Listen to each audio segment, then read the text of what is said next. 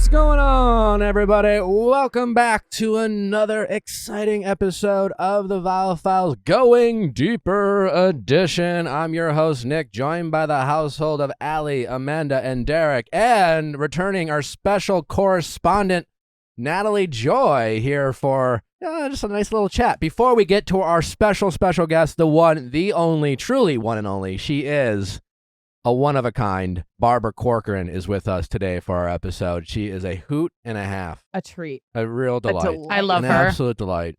She posted a picture of you on her story and tagged me and said, "Your man is very charming." And I said, "Pause off, bitch." Watch your back, Natalie. Yeah, literally, Barbara's coming from The out sharks there. are out. Speak now or forever hold your Sharks peace. It's are Barbara. out. Well, we have a lot to get into before we get to Barbara. I know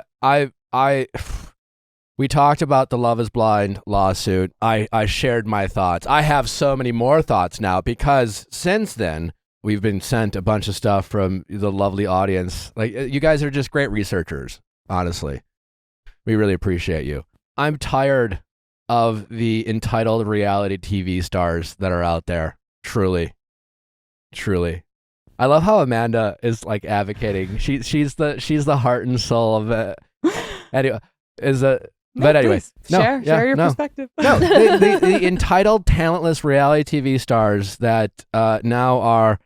I was made aware that I think it's part of the same frivolous lawsuit that's out there, but it's Talentless might be a little harsh. They could have a talent. What? They could be talented. My take is that when it comes to like Love is Blind or The Bachelor, it requires no talent. Oh, to be on the show. Oh, right. Yeah. Okay. From an entertainment, they are, for the most part, talentless people when it comes to entertainment. They might have a hidden talent of some kind. They might discover a talent. They might work on a craft or a talent after the show, but it requires no talent to be on the show. It simply requires your willingness to be a guinea pig and your desire to be famous. That's all it takes. And you are speaking from... Yeah, from personal experience. Okay. Yeah. I went on for the experience, and in the back of my mind, I would not have gone on if I didn't think, what might come of this? I feel like that's the myth of paying your dues, though. Like that people talk a lot about how in the industry, like when there's like specifically in the entertainment industry, like I feel like something people talk about all the time is like, oh, people treat their assistants really badly, and then the assistants become the agents, and then those agents treat their assistant, and it becomes this like cycle. And so I guess that's a job, though. This isn't a job, even though some of these people want it to be thought of as a job. I guess I'm just like, just because other people had to endure things, like why are we against just like improving quality of life for everyone? Like why does it need to be no living wage? Why does it need to be like no food? Because literally thousands, tens of thousands of people would be so grateful to be in the position that people like Nick Thompson would be in, who was gifted 333,000 Instagram followers, which is essentially a lottery ticket worth tens of hundreds of thousands of dollars if he tried to monetize it, which he has. Like, I just think people are so unaware of the special treatment that people like myself and all other people who go on the show and the access they are given and the opportunities they are given. I mean, I remember seeing, the cast of Love is Blind season 2, all the Chicago people at Coachella. Coachella tickets cost what? A lot? VIP Coachella tickets are over $1,000 and they don't pay for it. And then they get to go to all these parties and they get to meet all these people and they get to do these sponsored posts. They get a bunch of free shit. And they get all this free stuff. It is insane the opportunities that these people get. They get access to meet some of the coolest people in the world. And so many people would love to be in their position and willing to be in their position. So if they don't want all this amazing opportunities, they just shouldn't have done it. And they all sign a contract that essentially, I don't know what the Love is Blind contract it looks like, but I'm assuming it's close to the Bachelor contract, which is like a really thick packet that essentially on every page says, you're a guinea pig. If we want to, we can destroy your life. And everyone who signs that contract goes, but can I be famous?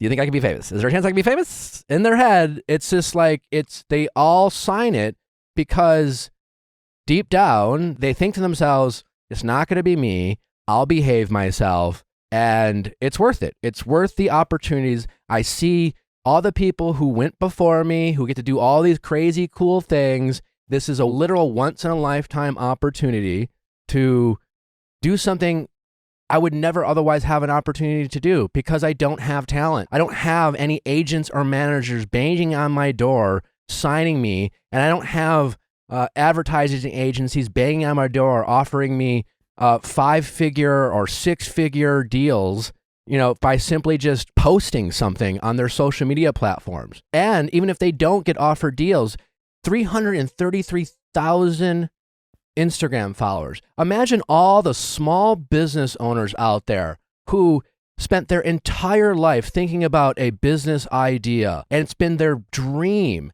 and they saved and they sweat to save up, and then they had to spend thousands of dollars on marketing and have it go nowhere. He has 333,000 Instagram followers is a TV network channel. It's like a channel. It's incredible power. It's a lottery ticket, and the entitlement of these people is just beside me. And I found out that they started a page, this essentially like a donation page. It's called You Can. I'm not going to give the website because it's absolute bullshit. Wait, who started this? I think it was Nick. I think it was Nick Thompson, and there's some Jeremy guy who was also on season 2 Love Is Blind. He was on it for like 3 days, but he talked about how like he was deprived of food and water. Can I go on to that deprived of food or water crap that they're out there slinging? First of all, like, have we watched Love Is Blind, right? In these, like, in the pods section of the season, right? When they're in the pods for, I don't know, what is it, like 2 or 3 weeks or something? They're in these little, in the pods. There's a little kitchen in there. Yeah, 10 days. I've talked with many cast members. They stock it with food.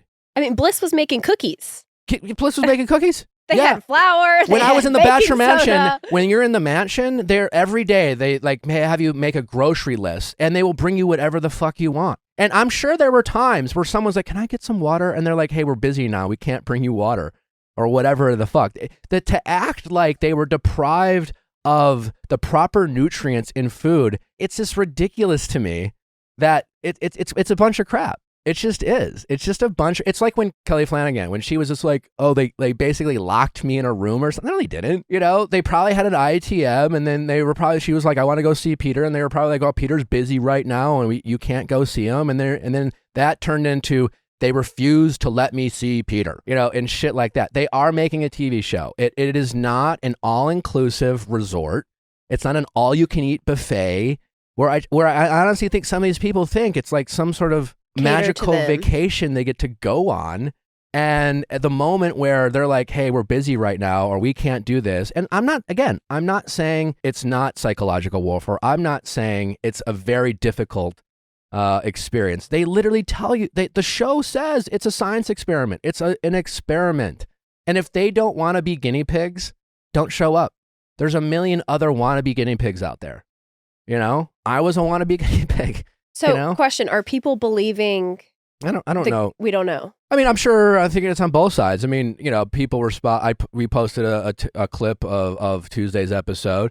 It seemed like a lot of people agreed with me, and there are a lot of people who disagreed with me. And certainly, there's these kind of fan podcasts out there who like make a living out of finding the basically like the washed up reality TV stars who, again, they're in the limelight. They have all the opportunities. Then the limelight goes away because they've done nothing with the platform that was gifted to them. They didn't find their niche. They weren't able to keep it going. And then another season or two come out, and they become less and less relevant. They become forgotten. And listen, it's tough. It's definitely hard on the psyche. It's hard on the psyche to get thrusted into stardom and get all this attention and have it just as quickly go away. I get it, but it's still an incredible opportunity. I would be willing to bet if this like lawsuit like goes forward, I'd be like, I know, like, for example, Bachelor didn't do an amazing job in the past, but I do know as of recently as a few years, they have this like kind of like, I don't know what they call it, but it's basically like, I'm pretty sure I'm 6-7 years removed, and I could call them up and be like, I'm struggling with my mental health. I need some therapy, and they would probably pay for it. I certainly know that like the people who come off the show in like the years that follow have access to therapy. And I'd be willing to bet the people on Love Is Blind have had their therapy paid for them.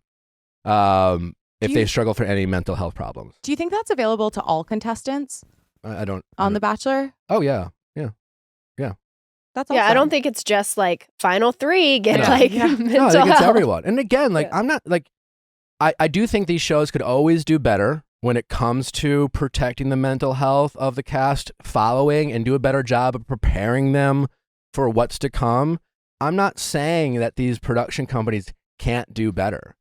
That's not what I'm saying. Just like this website literally opens up with asking for a donation. You have former reality TV stars who were gifted 333,000 Instagram followers asking fans for money. We need your help. It's time to support the cast instead of the companies who exploit them. Donate now. It's just like, no, That's these insane. companies had an amazing idea or whatever. And it's like, again, if you don't want to do it, you don't have to. There is literally nothing special about you when it comes to why you're on the show other than your willingness to show up and be recorded and be vulnerable and do something as insane as get married in a few weeks. No one made you do it. No one made me show up multiple times on The Bachelor. And a lot of people thought I was insane. And you could argue I was. I made some huge risks. And it wasn't always pretty. It sucked a lot. And it's not to say that I don't have my frustrations and complaints. It doesn't say, not to say I ever felt manipulated, but night 1 of The Bachelor, I showed up and then, there was alcohol there and I had a couple drinks, and then after 2 like pretty deep whiskeys, I thought, well, this is going to be a long night. I should probably stop drinking. And then I started having coffee. And then I thought to myself, wow, I'm feeling a little jittery. That's a lot of caffeine because it got really cold.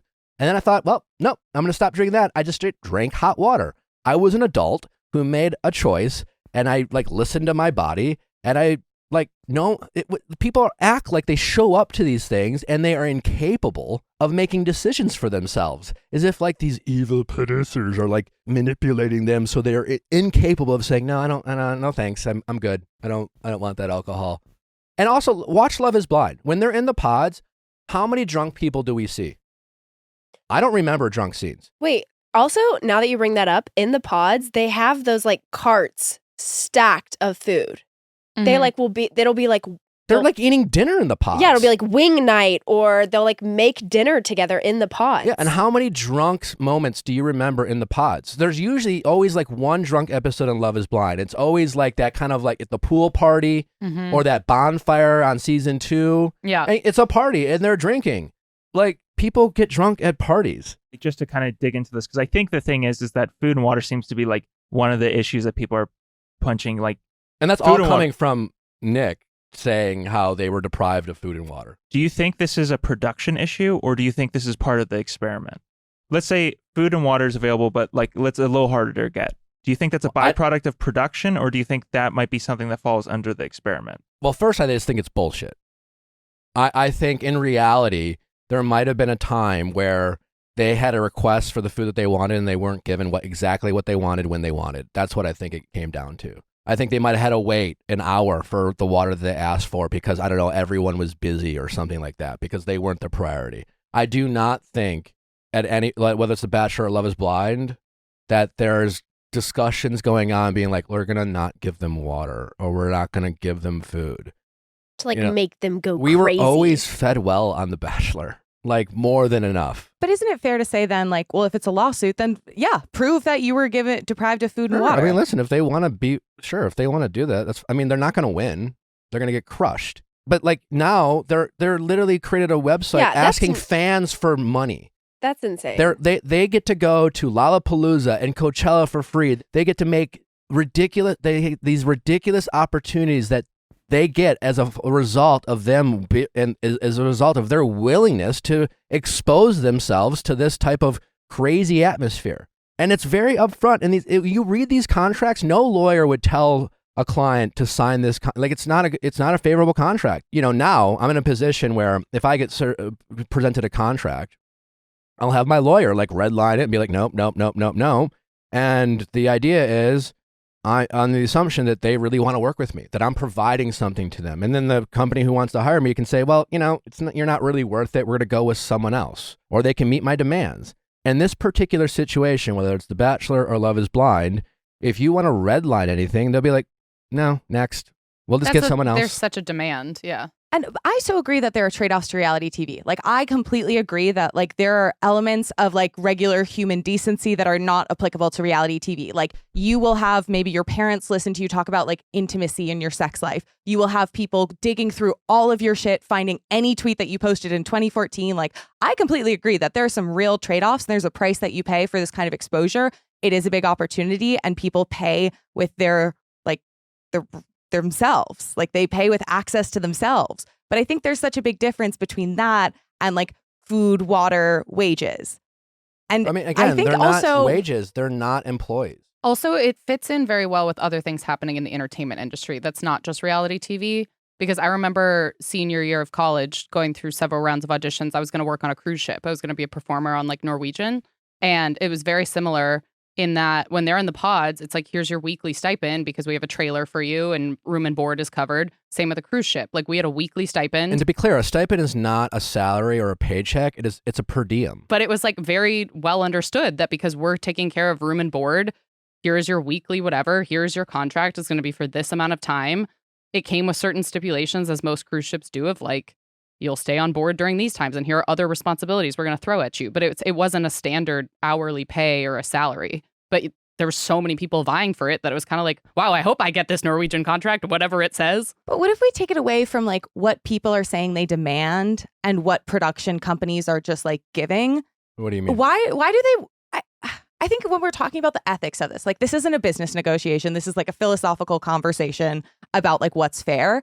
And it's, why as a production company do you want to do the max you can get away with? Okay, sure. Maybe you can get away with giving like these people insane conditions, paying them a very minimum amount. That's like a per diem, not any kind of salary. You can get away with like limited food and water access. Like, again, this limited food and water access, I think, is totally bullshit. Marshall was here on this couch a couple weeks ago talking about the lobster he was eating. But the whole point is that the structure of reality TV, and part of this they do sign up for, is that one like party holds all the power. The production company holds all the power. So it's like, for the people who don't make it to the engagement round or who go home, the nobodies who have zero platform, obviously they're not going to show footage of them not having access to these things. So it's about like a bunch of people coming together and like having a voice and even being able to like partake in this conversation that like usually they just get muscled out of because, like you said, you have to sign a deal with the devil in the form of a contract to even get on these shows. But yeah, but you don't have to sign the deal with the devil. They want to sign with the deal with the devil. They're begging to sign the deal with the devil. Yeah, it's like, I mean, we have a friend who had like a couple interviews with Big Brother. Yeah. And he was like, I was like, are you going to do it? There's a prize at the end of Big Brother. Like, you don't get paid to go on the show. There is no stipend. There is no per diem. It's just like you go. And he said it's 3 months long. And he was like, I have to work. I can't like be gone for 3 months. And like all of these people can make that decision of like, is this risk? Is it worth it? Like, do I want to? And he's probably not going to go. And they'll find someone else. But I also think that damages... Big Brother will live on. I would argue that it actually damages like the quality of reality TV, because like the vast majority of people aren't in a position to take like big chunks of time off from work. And so we're completely eliminating those people from the pool of people who could even be like represented and visible. And people watch reality TV They're doing just because... Who are we missing out on? Anybody who can't take that kind of time off from work. Like, why for whom it's a financial that's a barrier. choice for everybody. Like, do we literally live in a world right now where we are? This title, other than Going Deeper with Barbara Corcoran, is going to be entitled reality TV stars. Like, why are we so entitled now to expect that we deserve these things? This insane opportunity that if you're willing to go in and subject yourself to kind of a psychological experiment and be pushed, you have your emotions and your mentals pushed to the limit, and they're very upfront about that, for the opportunity to be on TV, get an insane following, and then for a finite period of time, most likely, unless you are smart enough or clever enough to like take it and run with it and build it into something else. Why are you entitled to that? He is sitting on a pot of gold, literally, with his 333,000 followers, and he has the ability to like come up with this bullshit and go on these other podcasts and and start this nonprofit. He's literally asking fans to donate money. He's not offering for himself, like well, for what? I guess for future reality, for consultations for future reality TV stars or whatever. The donation page says, "Don't you think it's time to help the cast? If everyone who watched reality TV donated just 1 month of what they pay streaming services, we could solve this issue forever." Reality what TV issue? I mean, what's the word I'm looking for? The audacity. Wait. There's so many problems going on in this world, and these motherfuckers want you to like solve this world problem of the poor reality TV star who got to go on TV and become famous for no fucking reason, be gifted in Instagram followers, but let's solve this problem. Let's truly solve this insane problem, because once we solve this problem, the world will be a better fucking place. Global Jesus warming fucking is Christ. done. Like, no problem. Give us your $14.99, because you know what? We don't have trees to save. No, we Hunger. have poor reality TV stars who aren't smart enough to monetize their Instagram. I love when Nick pops off on a topic like this. Jesus fucking Christ. It's like, if I personally will not be donating unless right. I learn things that make me feel If you really donate, you're compelled. fired. I'm kidding. Yeah, but it's just like, that does not resonate with me personally. Like, but everyone has the right to choose which causes resonate with them. Sure, yeah. And so I just like Listen, the everyone has final- the right to do whatever the fuck they want. It's a free fucking country. I just think this is pathetic. And I think these people are incredibly entitled, and they are weaponizing words like mental health and things like that. People who willingly subjected themselves to these types of environments with the hopes that they would be given this incredible opportunity. And while I can't prove it, I am confident that if things played out different for these people, if they were given more and more opportunities, they wouldn't be doing shit like this. If they were given more jobs by Netflix and shit like that, they wouldn't be making these pages. It's only because now, and it's the same thing. The star dims on these people. They go from, again, this like 6 months window of getting like kind of like A to B list celebrity access, and then that trickles down, and then eventually they're just kind of nobodies. And yeah, again, that can suck on your psyche. But no one made you do that. You wanted that. You wanted that attention. And what are we supposed to feel bad for the person who was narcissistic enough, and I include myself in this, to like think, you know what? I'm special. I should be famous for no fucking reason other than I'm willing to pour my heart out on TV and have people judge me for it. Totally. And I think that's a really valid point. And especially when it comes to drinking, like, I would say that there's a really clear distinction between like putting people in an environment where you know they're stressed, like it's a reality TV show, they might be getting married soon, and having an open bar. Like, I'm not saying that's not fair game, but like the not having access to water thing, is it like, I just think there's two different conversations here. And I totally prove to me there was no access to water, and then we can have a discussion. Well, that's what they're trying to, I feel like that's why they're suing, but they can't even be heard because everyone's like, oh, the entitled reality TV stars. And there's literally water in the pods. Yeah. They have the gold fucking cups. The whole season is people holding gold cups. But what if and that's they're rosé? not, but they're not, the producers aren't pouring rosé into their cups. Yeah. They're like, what do you want to drink? And they're like, water or rosé. My kind of reaction to it is just, I feel like if Netflix did not give them water, that would be a huge legal liability that they would open themselves up to. Yeah, they're not dumb enough to like do something that stupid. And to bounce off of that, like, the stipend is nothing, but the reason in my opinion, with no legal advice, the reason it's a stipend and not a wage, I feel like it would be bad optics to be like, we're firing you because you refused to marry your coworker. Exactly. And they're protecting themselves. Or the whole like, are you doing this for money or are you doing this for love? You know, there's a reason why they're not paid, because it actually takes away from the integrity of the show. I say give them minimum wage. Like, I'm not saying you need to give them like they're not employees. Nuts. Amanda, that's nuts. It's nuts to pay people for their time. Well, like, think about They're Bachelor choosing Live. to go. Think about the Bachelor in Paradise Live thing that I went to. I wasn't paid for that. Yeah. Allie, it was her time. There was no if water I go to on an that amusement soundstage. park and I decide to go, I didn't have a single should I thing get to paid to drink. go to church? Is church Is using everything- your attendance to like make hundreds of millions of dollars? They chose to sign the contract that says we own your likeness. I think my point here is that like this is not a negotiation. It's companies getting to set whatever standards they want, and like they can be, and like with the whole thing, like I'm not saying that they were definitely deprived of food and water. I'm saying we should hear them out because it's really fucked up if they were. Like, and They so weren't. my point here is that it's like, it's not a negotiation. Like, the cast has truly nothing at all. And I'm not saying that they should have a ton of negotiating power. I'm not saying where that negotiation power should fall, but I do think right now, like, they have absolutely no ability to assert their perspectives. And so they are like caught where like... Is that true? You have all these other like little podcasts and micro shows or whatever. Assert their perspective as it relates to like a conversation about production, less of like pop culture. Like there's no means of the like... There are an endless amount of podcasts out there with former reality TV stars going on and complaining about how they were mistreated by producers and how they were manipulated or how like all this terrible shit happened, and it all comes out after the fact. So they clearly have Nick has Instagram followers to pop off and talk about whatever the fuck he wants whenever he wants to fucking talk about it.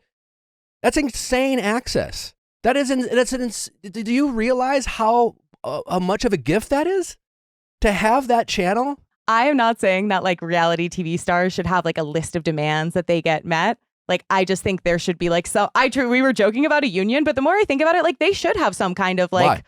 Because if fucked up shit was going on, they would have no way of communicating it. If fucked up shit is actually going on, they could sue and they'll win. But they're having a lawsuit and we're already like, I mean, sharing my opinion, but they're going to lose. They're going to get crushed because they have no case. What this is these guys making a public spectacle and leveraging the salation, like what was that fucking show? It was basically about The Bachelor, Unreal. Yeah. And people love that. There's a whole community of reality TV fans that just, they watch this shit to hear about how fucked up the behind the scenes treatment is. They fucking love it. You know, it sells. And they're using that to create basically a business for themselves and ask fans for their money to end this terrible problem of oppressing reality TV stars who no longer can like make the amount of money and get the fame that they want from their platform. It says reality TV cast members have put their lives out there for you. Oh, their lives on the line. Don't you think it's time to give back? Oh, God. Oh, my God.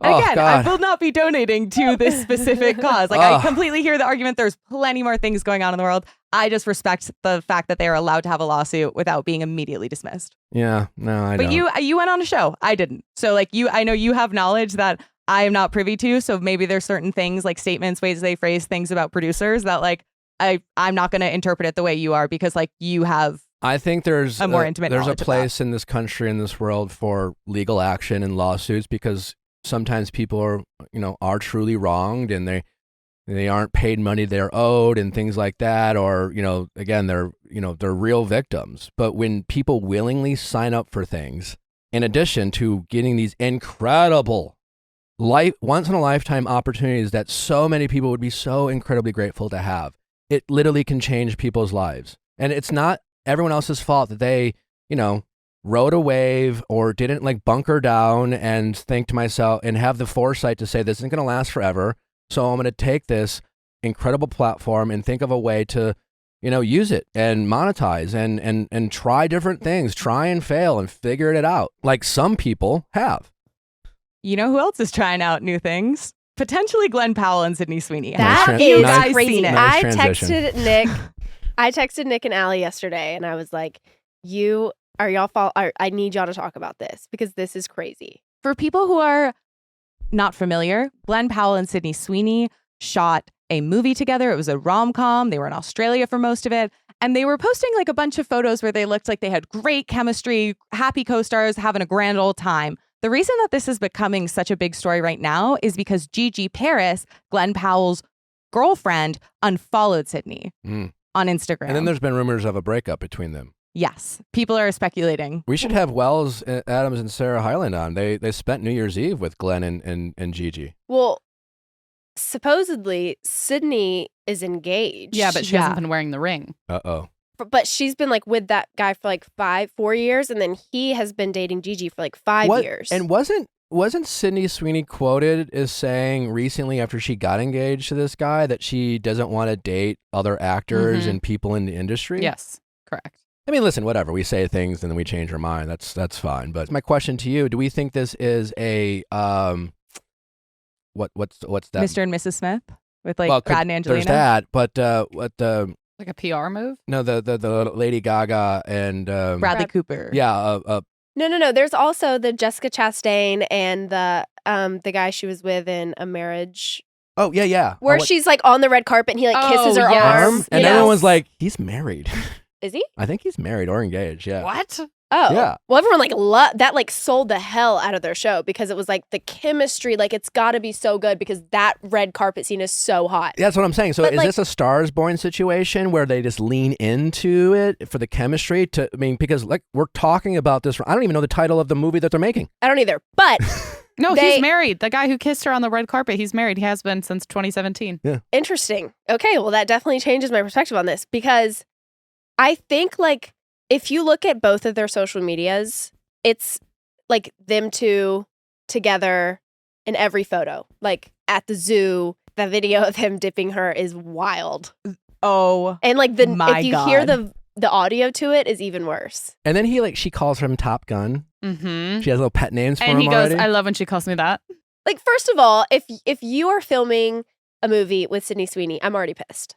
Right? Like Obviously. as I should be. You know, like you're gonna fall in love. I mean, no, babe. Well, I mean, no offense to Sydney Sweeney, but she got nothing on you. okay, purr. Anyways, but I think that was like immediately a little nerve wracking for sure. Totally, right? Like I was nervous to watch Euphoria with Nick because there's so many topless scenes of Sydney Sweeney. like Beautiful, sex symbol. beautiful, stunning. I love her, but like cover your eyes. You But know, where do you draw the line, right? Because like, so you choose to date an actor. And you choose to date a heartthrob actor. So the assumption is, right, that they're going to be casted in movies where they're going to be like the leading man, and the whole like, could you date an actor or an actress? You know, because kissing someone or maybe a sex scene would be part of their job. And let's say you say, you know what, I respect the craft, right? Okay, I can do this. But where do you draw the line between like making the movie and then promoting the movie? but then there's also like in between shots where they're not filming, their cameras aren't rolling, and there's paparazzi obviously everywhere in Australia following them shooting this, and they're so lovey-dovey. They're like holding each other, hugging each other in between takes. Yeah. And it's like, go shoot this movie with Sydney Sweeney, but like now we're even when cameras aren't rolling. He definitely like, did not Ashton Kutcher it. And the way they were looking at each other at CinemaCon, like it was very Yeah. intimate. And it makes me think, like, is there a certain level of chemistry that you just can't fake? Like if they are trying to simulate chemistry as actors, do you think there's just a certain point of crossover where it's like, once you reach this level of Sure, like yeah. validity with chemistry, it just like it permeates into like Well, life whether they're beyond the cameras? Yeah, well, like there's in Hollywood, they're chem tests. They call them chem tests. So if you're auditioning for a role and let's say you nail the audition, like the final step before they like really move forward, let's say they're like, hey, Nally and I don't know each other. We're two actors just going for this pilot rom-com, and find that they're like, yeah, we think Nally Joy and Nick Viall are our two leads, but let's see if they actually have chemistry. Let's bring them in, have them do a couple scenes, couple readings to see if we can believe it. So acting or not, they are literally looking for organic, authentic, just natural chemistry that would otherwise kind of just happen in the real world. So like, yeah, it's real chemistry. The question is, I'm in a relationship with, Natalie. She's in a relationship with me. If she wanted to, or if I want to, I'm sure there's people I could go out and find chemistry with. You know what I'm saying? Like, just because you're in a relationship and you choose to be, and when we talk about this on the show all the time, you choose to be in a relationship, not because like you're destined to, because like you have chemistry with no one else. No, you're like, I want to prioritize this chemistry and I don't want to seek out chemistry in other places. And so it's like the question is, as actors, as performers, like where do you draw the line between like doing what you have to do to get the job done versus like an emotional affair? Emotional affair. And then people are like, I got to promote the movie. But also, Gigi has been posting stuff on her social media. Like when the video of him dipping her went viral, she posted "Respect" by Aretha Franklin on her Instagram story. Ooh. Yeah, a little R-E-S-P-E-C-T. Like she's not getting the respect? Yeah. I don't know. Read into We it gotta how get you Gigi want. on the show. But We sure do. I don't think she's going I don't to. think she would talk about this, but maybe she'll surprise me. I don't know. I don't think she will. Because if she breaks up with Glenn, I think she'll move on to Brad Pitt or something. like someone else. And no one wants to date someone who went on a podcast and like talked about. about. Oh. Yeah. I think she's smart enough to That's a good point. not do that. Do we think if they, let's say Sydney and Glenn end up dating, do we think like that confirms that there was some kind of like cheating or shadiness going on, seeing Probably. how they're treating one another now. My question to y'all is, and the answer probably, but my question is, like when Mr. and Mrs. Smith came out, and it was a long time ago, but I feel like times have changed, with dating and accountability and infidelity and things like that. I feel like, will this sell, or will this end up being a bad look for them? Are we having different expectations of celebrities now? I think that people like media outlets like People and Us Weekly and whoever are really trying to sell it as like, this movie is going to be really good, whatever. And then I think TikTok is like, this is fucking sketchy. Like, this shouldn't be happening. And so it's like, which one do you fall under? Yeah, because like when Mr. and Mrs. Smith came out, like you didn't have TikTok or even Instagram to like have fans control the narrative, as opposed to, like, to your point, have the E-News and the People magazines and the Us Weeklies of it all, who have relationships with publicists and these these actors things. to like, to spin it the way they want. And it's kind of fascinating if, the Sydney Sweeneys and Mavericks of the world. He does not look like a Glenn. Can I just say? I've met him a few times. Super nice guy. Yeah. Sydney's giving Cassie. Yes. She's giving Euphoria Cassie. Yeah, she is. Mm. And I have never, Slay, ever been happier. Allie, what do you think about the budding potential relationship? Oh God, I don't even know. I mean, I just feel like their chemistry and their body language is so like them on the red carpet doing a little TikTok interview. She's like holding the mic and like staring lovingly into his eyes. And I'm like, I have seen plenty of red carpet interviews where you are just both facing the interviewer. You don't Ashton have to Kutcher and Reese Witherspoon. Yeah. We saw it. Yeah.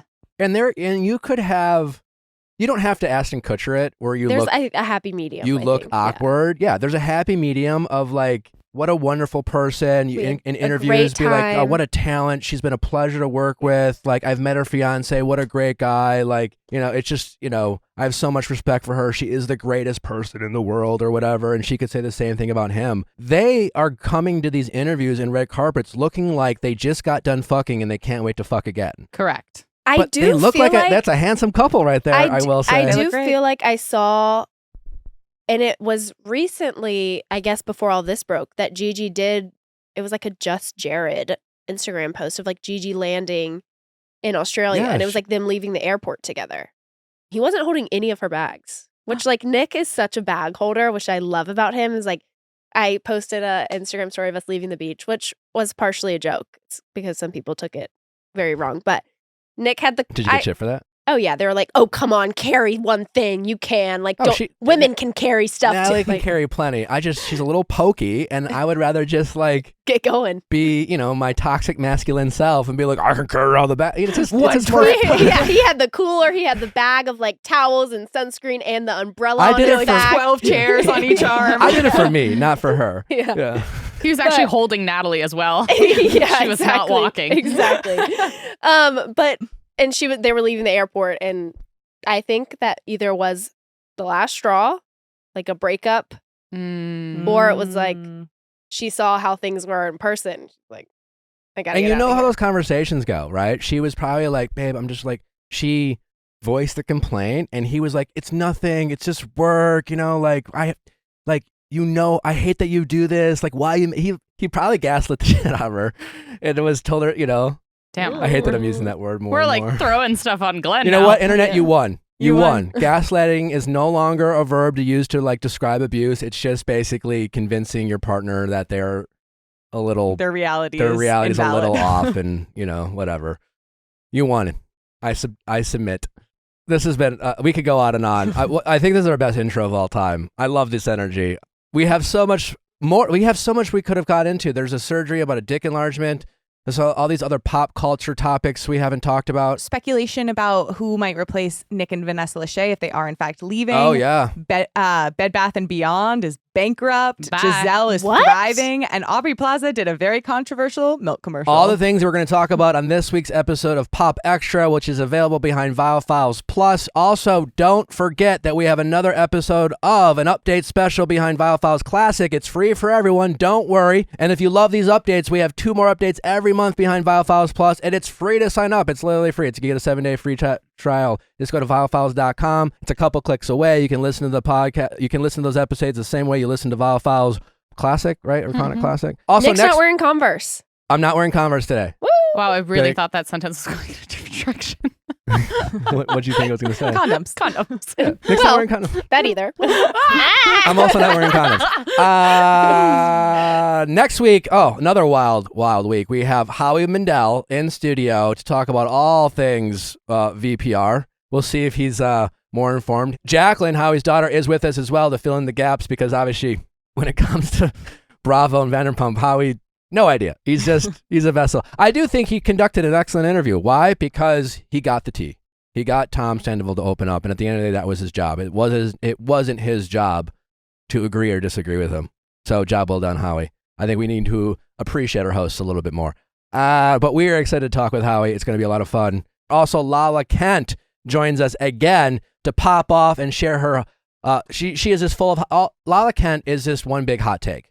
We love a Lala. And she's back in studio to pop off on the next week's episode of Going Deeper. Babe, anything you want to pop off and promote? Oh my God. Thanks for being our special correspondent. Absolutely, anytime. Yeah. I feel like it's like a pop culture correspondent. Like it's like, Yeah. ooh, Yeah, going our off in a pop group culture chat. yes, there you go. Our Yeah. pop culture correspondent, Natalie Joy. Also, one final thing, don't forget, another episode of Better Date Than Never is live tonight, 9 p.m. Eastern. We're talking Role play. Role-playing. Woo. Gonna get wild. Listen, if you're bored tonight and you have nothing better to do, join our show. It's live. The chats are popping off. People are making friends. It's wild. It's wacky. It's fun. You won't regret joining. We're excited to see you there. Oh, by the way, before we get to Barb, one final thing. I forgot to mention, and I've like a bunch of casts have told me this. When after the altar that seems to happen now every season, it's like, for example, like Women and Men Tell All. It's like they renew the contract every year. It's not part of the season that you sign up for. Same with after the final altar. When the cast go on after the final altar, it's a separate contract. They're not obligated to do it. So Nick and Danielle agreed after their horrific experience, signed another contract to go on the show again to promote their marriage. Also, by the way, like I don't know about that $50,000 thing if they leave. That is, I will say that's shady if it's true. But every season of Love Is Blind, someone's left early, someone's quit, and I am unaware of any cast member being sued. Anyways, that's all I got. Let's get to Barb. It's summertime. That's right. It's getting hot outside, and it's time for you to put those bathing suits on or just basically get naked. I don't know. It's entirely up to you. But you want to make sure you look your best. So to do that, think of Alo Moves. It is a wonderful, top-notch streaming on-demand wellness platform that features yoga practices, fitness routines, meditation sessions, and so much more from one of my favorite brands, Alo Yoga. I think it's so cool, the variety of things offered on Alo Moves. There's everything from a class about how to do a split, but there's also sound baths. And so it really encourages you to try things that you might not seek out. You get the workouts that you want, and then you kind of center yourself. You get, it's like, and sometimes you get a little worked up, literally, when you're working out. You got to bring it back down when you're done. And Alo Moves, it's an all-in-one kind of mind, body, spirit, body. Get that body going. It's so nice that it fits into your schedule too, because all of their classes are on demand. So let's say you want a morning workout, but you can't find a class in your area. Or if you're trying to shove a workout into your vacation or your work trip, you can just pull it up on your laptop, on your tablet, however you want to access it. And suddenly you have a whole studio class wherever you are. I love Alo Moves. It's not just us that is loving Alo Moves. It was also voted Best Wellness App of 2022 by InStyle Magazine and Best Yoga App of 2023 by Women's Health. So, for a limited time, Alo Moves is offering our listeners a free 30-day trial plus, get this, a 50% off an annual membership. But you can only get it by going to alomoves.com and use code Nick Viall in all caps. That's alomoves.com in all caps, code NICKVIALL to get a free 30-day trial plus 50% off an annual membership. Alomoves.com, code NICKVIALL, all caps. This episode is sponsored by BetterHelp. This show is brought to you by BetterHelp. Hey, therapy, it's super important. It really is. It has changed my life. It has changed Nally's life. It has helped our relationship. That's absolutely right. And it can help you as well. Being your best self is more than just going to the gym or, being on the right diet. It's also taking care of your mental health. And I know it can be intimidating. It can be scary, but getting therapy is truly important, and protecting your mental health it can drastically change your life. And BetterHelp is making it easier than ever before for you to get the therapy that you want and need by helping you connect with a therapist that works for you. That's what I love so much about BetterHelp. They are working with literally thousands of therapists. More and more therapists sign up every day. So there's a perfect therapist for everyone. And honestly, that's the key to good therapy is talking with someone you connect with. Some therapists, their style, their body language, their tone, it might not resonate with you. If you're someone who's tried therapy in the past and had a bad experience, I urge you to try it again. And BetterHelp makes it so much easier to do. You just go to BetterHelp.com, you take a quick assessment, let them know the type of therapy that you are desiring, and they will find one that fits your needs. And if you talk with them and it's not a fit, no problem. You just keep trying new ones till you find a fit that works for you. The flexibility is wild with BetterHelp. And the best part is that you're taking care of your mental health, which is highly underserved when it comes to all the things that we think about making ourselves the person we want to be. And so many of us just kind of avoid the mental health aspect of it. So stop doing that and get the help that you require when it comes to taking care of your mental health.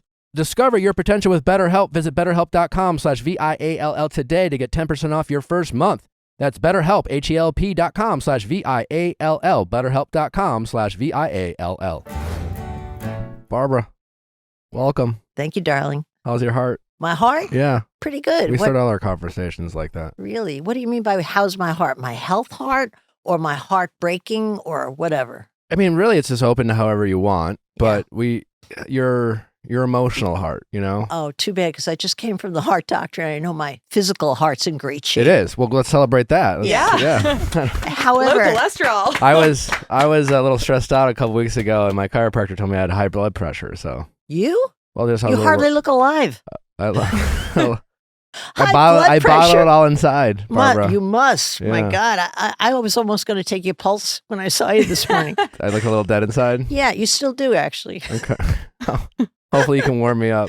Oh, an invitation early in the morning before breakfast. I remember when you interviewed me. I remember it was spicy. I'm glad we can keep spicy. I don't remember that. You don't? I remember hitting on you again and again, and you not responding.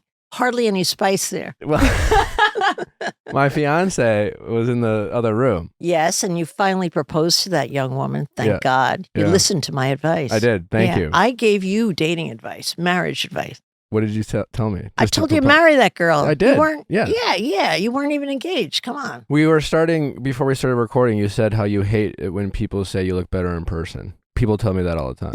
You don't know what to do with it. I say thank you, but I don't really want to punch him out. Why? Because it implies that you don't look good on TV. Yeah. You can't win. It implies they're like, I thought you were unattractive. Yeah. Like, yikes. That's the rest of the sentence they don't say. Yeah, I know. I get that a lot, too. You do? Well, you do look better in person. Honestly. Thank you. And I'm sure people tell you that. Now, what are you going to say to that? I just said the same thing. Thank you. It's like, thanks, I guess. Yep. Yeah. What's new? What's new? Let's see. I feel like a lot. I feel like you're out there. You're crushing I'm always TikTok. out there. You're. But I'm so much in the future of what I'm going to do next that I really don't know how to answer what's new. It's already old history, like what did I do yesterday? I don't know. I can't remember. What are you doing 2 weeks from now? 2 weeks from now, I'm going on another vacation. I'm going on a bike trip here in LA for 5 days, and then I'm going on another vacation in Europe. Yeah. What's a bike trip? You get on a bike and you ride the hills, Like a motorcycle or bicycle? No, a bicycle. You don't get any exercise. I have 2 friends flying in today. We go. Just you and the gals? Just me and the gals. And listen to this. We're going on a bike trip orchestrated by a bike company, and it's a wine tour.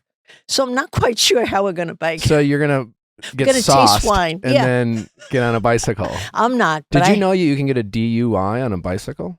No, I didn't know that. Yeah, you can. Oh, I'll be careful. We'll be on public roads. I believe you can. I'm pretty sure. Can we confirm that? No, you definitely. I think it has to be motorized. I don't know if you're still operating. Most people are not aware that you can be arrested for riding a bike while over the legal alcohol limit for driving. In fact, California Vehicle Code Section 21200.5 VC punishes a defendant for riding a bicycle under the influence of alcohol or drugs. Careful, Barbara. Barbara. You know what you have to Google? How many people have been arrested? Okay. Yeah. Probably 2 in 10 years. Have you ever been pulled over and said you just pulled over a shark? No, because I don't drive. I get driven. Ah, there you go. Yeah, I just don't like to drive. I hate However, driving too. What, in LA? Why would Just you in even general. want to drive? Ubers are so much cheaper. I ha- Easier. You don't have any stress. You just lay back and relax, you know? Yeah. Yeah. But I used to get pulled over a lot when I used to drive in the New York area. And Speeding. how would you get out of tickets? Talked my way out of it. How? I used to have a Porsche, first trophy car I bought. And the guy pulled me over, said, you're breaking the speed limit. Not by much, 15 or something like that.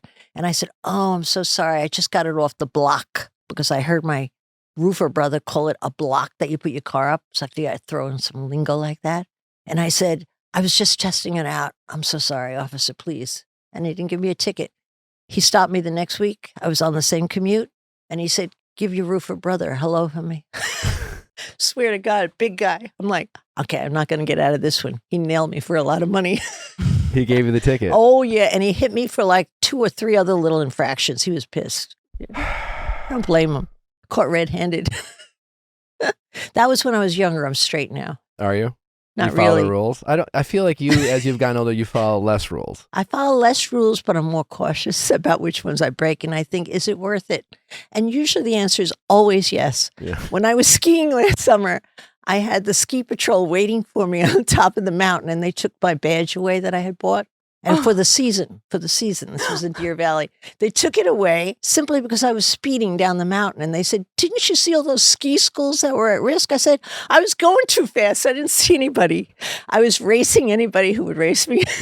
You're drag racing kind of Yeah. on skis. Yeah, kind of. But I swear I never met a man who could outrace me. And I had to hold up my own image in my own eyes. So I was killing myself down the mountain. But I won every time. That's all that matters. But I you're a good lost my skier, huh? badge.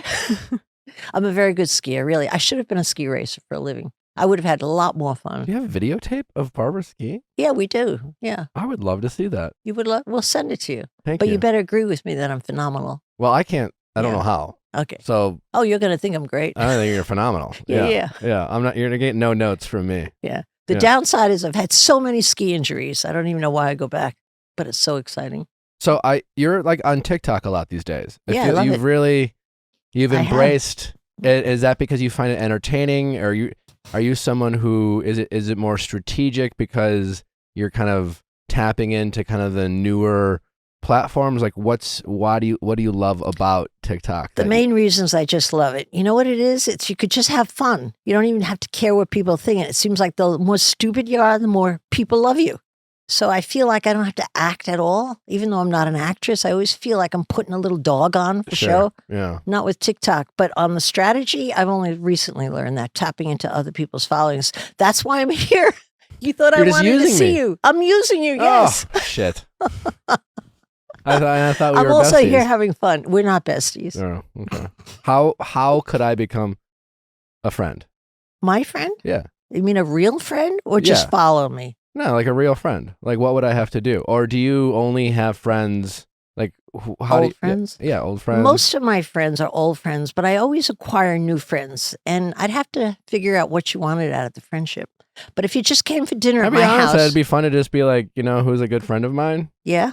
Barbara What to Corcoran. just to name drop, then I'd never be your friend. But I would like to know. I want to be like a genuine friend. Oh, you want to be a genuine friend? No, because you know how like Martha Stewart and Snoop Dogg are like really good friends? I hope so. I'm so jealous of her position. I would love to be Snoop Dogg's best friend. Yeah. But it's Yeah. like a cool friendship. It's an ironic friendship. It really is. It's so unusual, but And I so could- cool. I could use an ironic friend. I'll be your ironic friend. That's what I'm saying. You got it. Come over for dinner next week when I'm back Okay. in New York. In New York. You have to fly I to was New just York. in New York this past weekend. Well, you didn't call me, so you're obviously not a good friend. Well, I was too busy recreating my first date with my fiance. Is that what you were doing there, Yeah. really? Which was in New York? Yeah, we met in Brooklyn. Oh, Yeah. how authentic. Yeah. How pricey. It was. Was Yeah. it a good restaurant? Well, it was a whole weekend excursion. So I kind of we met at a hotel. Ooh, sounds suspicious. What happened then? Oh, it was just we just had lots of sex. You what? Yeah, that's how we met. You basically. just went and had sex? Well, we had like a dinner first. Yeah. We met. First date? Yeah. Wow. I wouldn't think that would be smart on her part. Giving away the goods so quick. Well, the good is great, so she knew I'd come back for more. You know. That's confidence. Yeah. She doesn't lack any. You Yeah. wouldn't give that same advice to someone else dating, right? Like hop into bed as fast as you can if you're good in bed? No, I mean, I don't tell people what to do with their sex life. I just tell people, I don't know, to just kind of be honest with themselves what they're doing. I think if you are going to hook up with someone on the first date or first couple dates, I think you can complicate a situation, and I think you can make too much of that relationship about sex. Yes. But people do it, and I don't think... And it worked for you. Yeah, it did. And I think the reason like a lot of young women seem to think, well, I can't sleep with him on the first date because he won't respect me, so I'll wait till the fourth date. Yeah, it's a little old fashioned. And that doesn't really mean anything because if a guy's going to judge you or change his mind, 3 dates isn't going to do anything. Right. You know, I just think that if the sex is great, they'll come back for more. And if it's Seems logical. if it's average, then unfortunately for the two of you, they'll be basing too much of what they know about you off the sex because they don't know enough about you to like be like, well, the sex is only okay. Well, the world has changed because I had a very different theory when I was dating. What was your theory? My theory was don't sleep with the guy until he proposes. And then he didn't propose, so I'd propose. But once he said yes, I slept with him right away because he had to taste the merchandise. There you go. And he came back for more. Why? I don't know. I don't think I'm very good in bed, but he came back for You more. don't. I doubt that. Believe me. Believe me, it's I don't know, not is my that okay strong for me? trait. I don't know. This got weird. Come here. Have another look. What do you find really sexy about me? I'm not one of those girls, you know? You're a confident person. Yeah, confidence doesn't necessarily mean you know tricks in bed. It means you're willing to try. You're the person who was going down the ski hill too fast and got your badge taken away. I just feel like you'd be down to like, you know. No, I don't know why it's different for me. I'm very confident in business. I'm confident skiing. I'm confident with my friends. But when it comes to bed, I'm not really very confident. I don't think I'm that good at it, honestly. I've never seen any guys I'm with, and there've only been 3 in my life, but they never said, wow, baby, wow.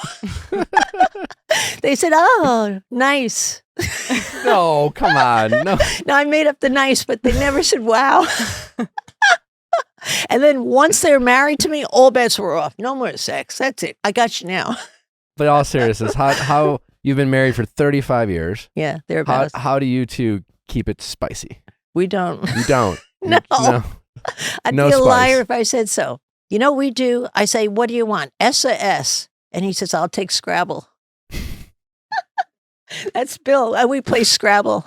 But you still love each other. Oh, very much so. He's a good guy, and I'm not such a good girl, but he gets a kick out of me. What do you mean you're not such a good girl? Well, That also sounded weird. no, not what you're thinking. No, not what you're thinking. I should have said I'm not such a good wife. I'm not doting. What makes a good wife? To make your man happy, whatever he needs. We took that love test a while ago, and it came out for him that the most important things were words of affirmation. That was number 1 on his That's list. his love language. My love language was, of course, acts of goodness. So my husband never does anything good for me, and I never give that guy a compliment. We're not meant to be. But you're happy. Well, we tolerate each other, and we know we have it better than most people. You know what I do? When I really have had it and think, oh my God, marriage is really, really tough, I look around at all the husbands of my friends and think, would I rather be married to them? And I come running back thinking, no way, I'm keeping my husband. So what makes him better than the rest? He's solid. He knows who he is. If you become my friend, you can meet Bill. Everybody loves Bill more than me. And they all say the same thing about a poor Bill, which really irks me. But they're kind of right, because he's solid. He's quiet. He doesn't have to prove anything. And he's got good morals. He never, ever tells a lie, never shades the truth, says exactly what he thinks. How are you going to find many men like that? Not many. I like to think I have some of those characteristics that Bill has. Well, you're a lot younger and better looking than Bill is by now.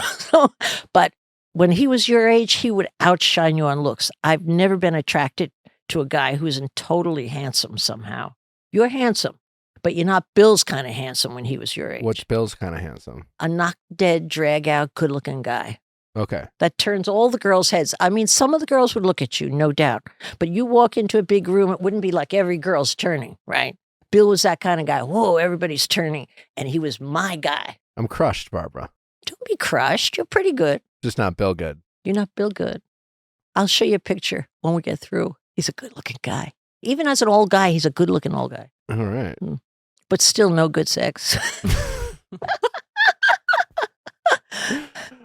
Gets hard when you get up there, you know. What is something that did you is as fun as you are, and you have such a good energy about you, to be as successful as you are, you must have dealt with adversity and challenges of some kind. What is a moment that you look back over the years that was, from like emotionally, a struggling, like a tough period of your life that you obviously eventually overcame, that you're really proud of, because you know it was something that you, at the time it was happening, kind of brought you to your knees. It really just kind of, you know, we've all been through those times where we're just like, I don't know how I'm going to get over this. You know? Well, I've had so many failures, but I'm pretty good at that. Honest God, I'm great at getting back up. But one that I almost didn't get back up for, and I had the biggest success at the tail end, thank God I got up, was when my boyfriend and business partner, who loaned me the $1,000 to start my business, left me and married my secretary. I was only 30. I felt like 80 once he told me. She was 5 years younger than me, prettier than me. And he said, I'm marrying a secretary. I'm like, what? I couldn't get back up. Now, we owned a business together. It took me a year to end that business. But through that year, I faked it every day of my life. I hated coming in the office that now she was sharing with Ramon Simone. She was sharing it and giggling. They're holding hands. It broke my heart every day. So I'm ashamed that it took me a year to end it. But if it hadn't happened, I wouldn't have had the Corcoran Group. That was the birth of the Corcoran Group. I ended Corcoran Simone, and Corcoran Group was started because of that relationship. But it's ridiculous. I thought I'd be nothing without him. He found me in my poor town. He gave me the $1,000. He showed me the world. He taught me real estate, all this, so all valid. But I thought without him, I would be nothing. Well, I wasn't nothing, especially when he told me on the way out the door, you'll never succeed without me. Because when he said that, I just knew I was going to succeed. It was like crystal clear. I'm going to succeed. I'm going to succeed no matter what, you know, just to show them kind of thing. Yeah. Big deal. You lose a boyfriend. Everybody has it happen all the time. But for me, I had a hard time with it. I was not confident, I guess. Yeah, not confident. Maybe it's because I wasn't good in bed and I didn't think I'd get anybody else. Maybe it was because I thought he left me because of that. Who knows? All that entered in. Sure, yeah. But it was a hard recovery. Yeah, but heartbreak can really do that to you. Yeah. And you're right. It makes you question a lot of your self-worth, and it makes you doubt yourself. And And so you kind of did the fake it till you make it approach, kind of. On a good day. I mean, some days I was crying a little bit. I went out of the office to cry, but some days not so good. Yeah. Yeah.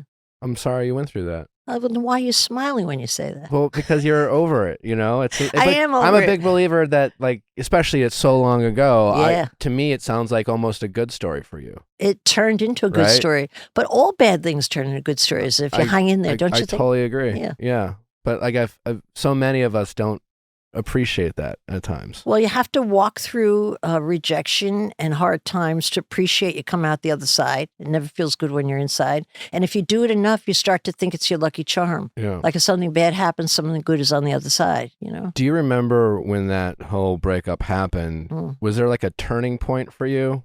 Was there like a moment where you're, wait, I think I will be okay? Like actually, is there anything you did that made you where you actually started feeling better rather than faking it, so to speak?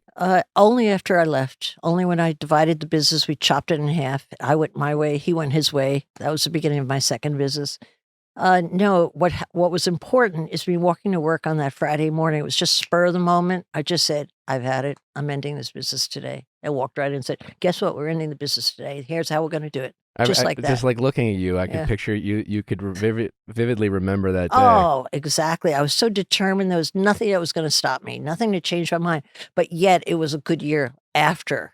And he was on his way to the altar with Tina the next month. I think that was kind of a psychological deadline. But I found myself a guy right away and was going to beat them to the altar in 1 month. I proposed to him on our second week date.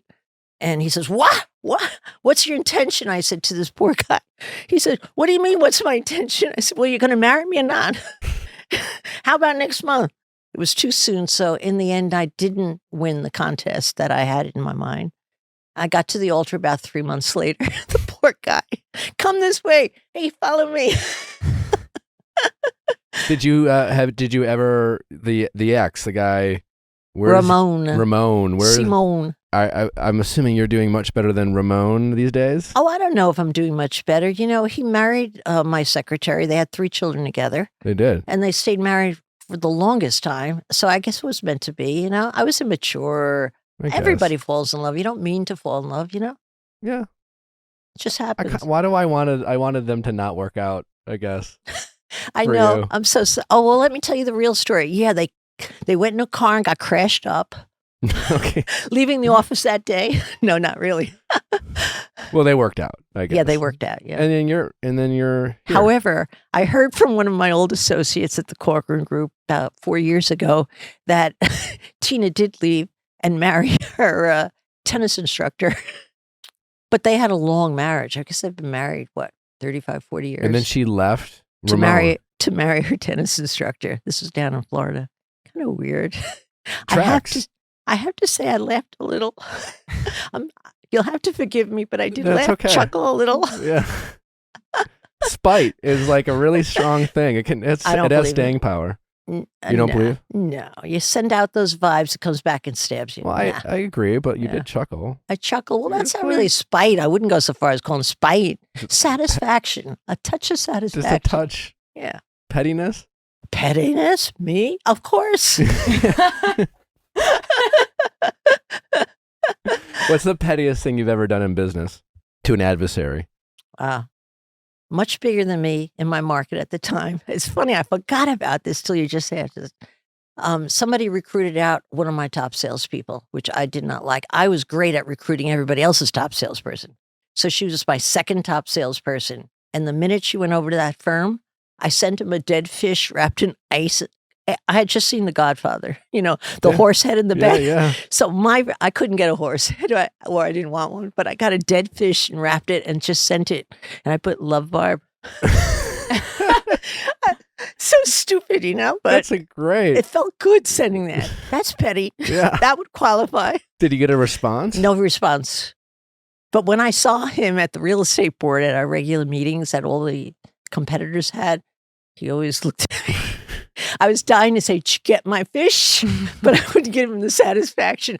I knew by the way he looked at me that he thought I was crazy. So chances were good he got the fish. That is great. Thanks for reminding me of that. I forgot all about that. Yeah. Yeah. Yeah. Do you have any more? I have millions, but you have to give me something to kick them out. Sure. Well, any more petty stories? Oh, petty stories. No, I wasn't so petty. I'm sure I've been petty. That's the only thing I could think of. Let's move on. Okay. If I have something else pops in, I'll let you know. You're a straight shooter. Yeah. For the most part. For the most part. What on Shark Tank, we see all these kind of neat ideas or, you know, not so neat ideas. What's the dumbest idea you saw on Shark Tank that you asked yourself, how did this person make it in the room? A guy who wanted to put a device in your ear surgically so you could never pick up your phone again. It just rings in your ear. And then when the battery runs out, you get a surgery to remove it and replace it. It was like, whoa. But we've had everything. We have the craziest things. We have, like, I remember the Rhodes Scholar who was asking only $1 million to build a tower in the middle of the Atlantic. Listen to this, to turn salt water into water. Then we had the dentist who said his toothpaste would put you to sleep at night. We had the lady who said her lipstick would make you lose weight. You know, we have lipstick that made you lose weight. Crazy things, you know, with great enthusiasm, believing it. So we say it all. But all the crazy ones are the more fun ones, you know? Yeah. They really are. They liven you up on the set when you're working 12-hour days. Like, whoa, really? So your get readies with me on TikTok are a big hit these days, I hear. Yeah, well, I mimicked, what's that girl's name? Alex Earl? Yeah. Hey, can I tell Have you met her? I never have, but I watched her and I thought, wow, let me get on this right away. This is so much fun. What's the secret sauce? To do it for my doing it or for her? Or Well, both of us? What? It's two things at once. Yeah, what did you learn from her? To do two things at once. Tell a story while putting on makeup. Yeah, it's great, People have to see the makeup at the end. Yeah. I tried one where I did in reverse. I came out of makeup and then they took the makeup off. And we basically rolled the tape opposite. I said, this is going to be a great hit. I forget what the story was. It was something backwards. So it kind of went. Nobody liked it. So I should stick with her formula. Okay. Do it that way. I would love for you to meet her. Oh, I would. Yeah. You're not going to suggest she be one of my best friends. Forget it. She's too pretty. You don't want to hang out with pretty girls? Hell no. I don't even like these girls here. I mean, think about it. You bring these ladies here. They're going to be in the same frame as me, probably. That's not fair. I don't Barbara, like you are stunning. Look at you. Well, no, not relative to the two of you. That's not true. That's all relative. It's all relative. And you're probably both good in bed. Well, you should be with those looks. Again, not allowed to say. Especially with a fiance on the side. Yeah. We try Don't go there. No. Definitely don't go there. You're fun to hang out with, Barbara. Well, what do you like to do for fun? Are you always this fun? Or not always. I'd be exhausted if I was always this fun. I'm turning it on for you today. Okay. Come on. But I'm generally fun. I'm the fun master. Yeah. I'm the center of my family and friends if you want to have fun. Because I'm a great organizer. I bring people together. I always have themes. I always have wacky things, some twists that nobody expects. I give the best parties. Definitely the best parties. Yeah, because I always have a weird imagination. To a Barbara party? I'll invite you to the next one. Yes. What's the theme that you're most proud of? The theme? Yeah. Oh, gosh. The very last party I gave was great. I invited all my old timers from the Corcoran group, the original. I think I invited 32 people or something. 25 came, 7 were dead. So I didn't know. It was a way for me to find out who was still with us, okay? Hey, Nick, when you get married, can you seat Barbara next to us? Can we share a table? Sure. Please. Yeah. I'll never leave the table. Okay, good enough. Okay. I'll get you the best guys in the room. I got a great nose for good guys. Love this. Handsome and good, both at once. Okay, so the average age of these gals coming, mostly gals, one gay guy, was probably 70, maybe even 75. Mm-hmm. They looked terrible. I told them to wear their pajamas. They came in with their pajamas. I had doctors there, fake doctors, feeling their chest, with whatever that thing is they wear on their neck. They were all dressed in white. I had nurses. I had wheelchairs. And then halfway through the party, the lights went out. Everybody stopped. What's happening? What's happening? And I had a gorgeous stripper.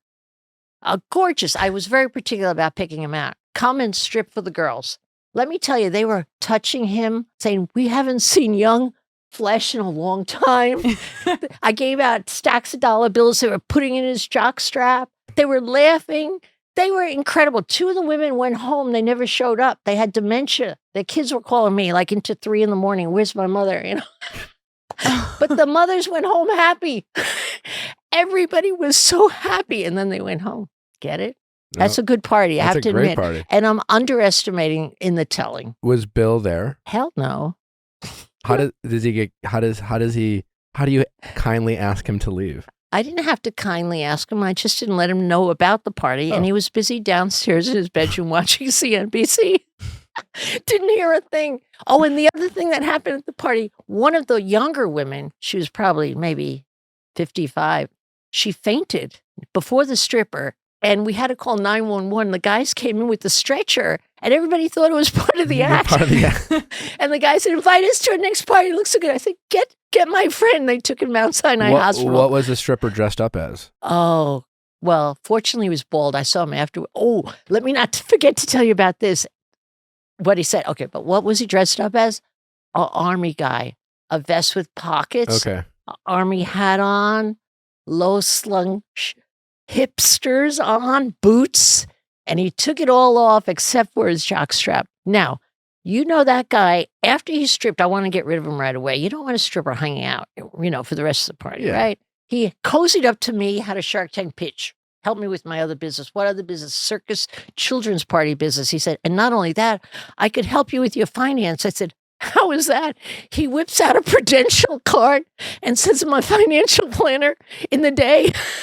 And he was like, I don't think I'll be hiring you to watch my money. Oh my God. I couldn't make that up. I was like, what? Holy cow. It was like the little tip at the end of the party, you know? That is incredible. Yeah. That's a great story. But I have a lot of parties. For the Corcoran group, we had a party February every year. You got to bring your lover. You didn't have to bring your husband or wife. Just bring your lover, you plus lover. But people had to dress as something. They dressed 1950s, 60s, Broadway, nuns. Put people in something bizarre. And you have a unity of group. Everybody's giggling. They're not themselves. They don't act themselves. To give them alcohol, and you got yourself a great party. And it seems like you're big on, like chemistry and having kind of people get outside of their comfort zones. It's the juice of life. Yeah. Come on, you get people laughing you're a kid again, or as close as you get to being a kid. Yeah, it's the best stuff. It's who you spend the time with. That's why it's going to be hard for you to become my friend, because I'm going to be very particular about you. I hear you. Yeah. In fact, I'm sizing you up right now. Right now, you're about a 5 out of 10. I'm Okay. not so sure you're going to get invited. Where am I missing? Where am I falling short? Well, first of all, you should compliment me and say, you are the most beautiful woman I've ever seen. You and are. even though I don't believe you, you're invited now. Okay. I can be bought. I love that. You look fantastic today. Yeah. Truly beautiful. Oh, really? The most beautiful I've ever seen. Oh, you're coming to every party. At first, I thought you were sincere. I actually fell for the first line until you said it 3 times. Well, you can't. 3 times. I can't compliment you 3 times. Well, it makes me feel like you didn't believe in your first compliment if you had to repeat it another 2 times. Okay. Well, what if I just wanted to insist? That I'm beautiful? Yeah. Oh, I would say, okay. I tell my fiance she's beautiful all the time. It's Oh, not you that should. I don't believe it. And I'm sure you believe. Well, she's It's young. fun to say. She is beautiful. It's Yeah. real easy to say that for you. Yeah. Yeah, wait 30 years.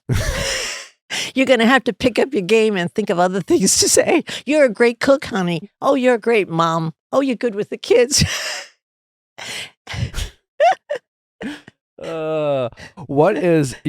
You've lived a lot of life. You have a lot of insight to That's offer code people. for you're a little old now. Go ahead. What is something, you're on TikTok, what is advice you have for younger, I guess, women or men, or it doesn't really matter, but especially dating? Like, what do you see out there that confuses you, where you're just like, I don't understand why people are doing this now? It doesn't make sense to me. Anything that pop in your mind The only that you thing see that pops younger in my people head do? is people at a seemingly romantic date with their phones on the table. I don't get it. I just can't accept why people bring a phone to a table, especially on a date with someone you're interested in. And they're sharing things on the phone. I get it, but it's hard for me to understand why there would be great conversation and a communication there. So not even on the table. I don't think so. But most people have it. You shed some light for me. Why is that? I have no good reason. It's a bad habit. It's just a bad habit. So Yeah. you don't think it's a good thing to have a phone and share what you're looking at? And no. yeah, oh, good. I don't think happy it's to hear good. that. Yeah, I've done it. I do it, but I don't. Yeah, I'm not advocating for it. I know it's bad. yeah. I always say if someone does it with me, whoever they are, family, friends, or strangers, do you mind putting your phone away? Just like that. I feel insulted by it. Yeah. I don't want to share myself or my time with your phone. You're good at knowing your own worth. Oh, very much so. Right? Yeah, you learn it as you go. How did you learn that? Because I feel like a lot of people, especially in the dating world, I think they have a hard time believing that they should make themselves a priority. I think there's a lot of people, especially women out there, and, it's just like they are afraid of not being liked. They're afraid of, kind of saying what they want, because it's just like, well, I don't want to disappoint them, or I don't want to sound crazy. We hear that a lot too. It's every time I'm like, why didn't you ask them? It's just like, they'll say, this guy I'm dating, he did X, Y, or Z. What do you think? And I'm always like, well, you could ask him. And the response is something, well, I don't want to sound crazy. I don't want to sound annoying. What advice would you have for anyone to or how you were able to know your self-worth and have the confidence that I have the right to say this, I have the right to speak my mind, and I don't really care what you think of me. You know, I used a trick when I was coming up through the ranks because I wasn't always confident. I was very insecure as a younger woman.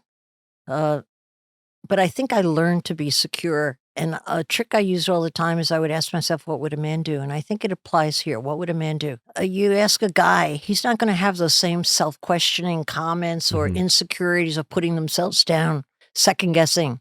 Most men they're not that complicated. You know, they're just going to be who they're going to be, whatever that is. So I would stop thinking like a girl. I think that's all girly stuff that doesn't work. It smacks of desperation and neediness, which is never attractive to anyone, not just in dating. It's the same on Shark Tank. I mean, I get a needy person in front of me who I could smell they're needy. I don't want a part of that deal. I don't care how good it sounds or what the numbers are. It's inconsequential. It's like, ew, I don't want to be needed so much. No thanks, I'm out. You know, it's natural that people back away from need. But you can't just be secure overnight. I think you have to test it out and act the part until you start believing it, you know? And then little by little, I think the tape in your head changes. I think it does. I know it has for me. Yeah, because people will then respond to you a little bit differently, too. Oh, definitely. They'll echo back what you think of yourself. Yeah. Yeah. Yeah. It's a lot like, it's like a lot like buying businesses. There's so many parallels there. You know, I wish I had bought businesses before I dated. It would have really helped me to keep the rules straight. You know? Yeah. Yeah. Well, I heard a story about some sort of real estate property. I think it was in New York that wasn't selling very well. Or this is a property I had? I think so. I heard most of them.